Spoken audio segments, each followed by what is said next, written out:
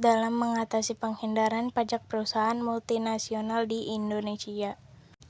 Latar belakang: di era globalisasi dan perkembangan teknologi saat ini, perusahaan multinasional semakin mudah beroperasi lintas negara.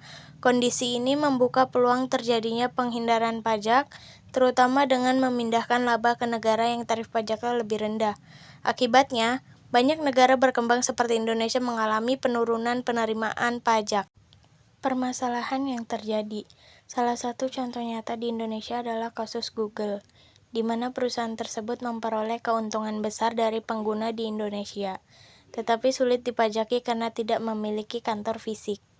Kasus ini menunjukkan bahwa sistem pajak konvensional belum sepenuhnya mampu menghadapi tantangan ekonomi digital. Tujuan penelitian ini bertujuan untuk mengkaji bagaimana peran Global Minimum Tax atau GMT dalam mengatasi praktik penghindaran pajak oleh perusahaan multinasional, serta bagaimana strategi Indonesia dalam memaksimalkan penerapan kebijakan tersebut. Metode penelitian ini menggunakan pendekatan kualitatif dengan metode studi literatur.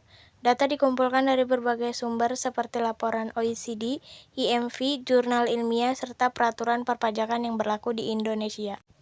OECD dan BEPS. OECD merupakan organisasi internasional yang berperan besar dalam reformasi perpajakan global.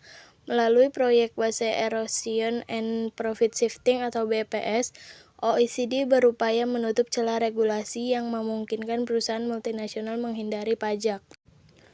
Two Pillar Solution. OECD bersama G20 kemudian memperkenalkan solusi dua pilar. Pilar 1 mengatur pembagian hak pemajakan, khususnya untuk perusahaan digital, sedangkan pilar 2 memperkenalkan Global Minimum Tax sebagai tarif pajak minimum global.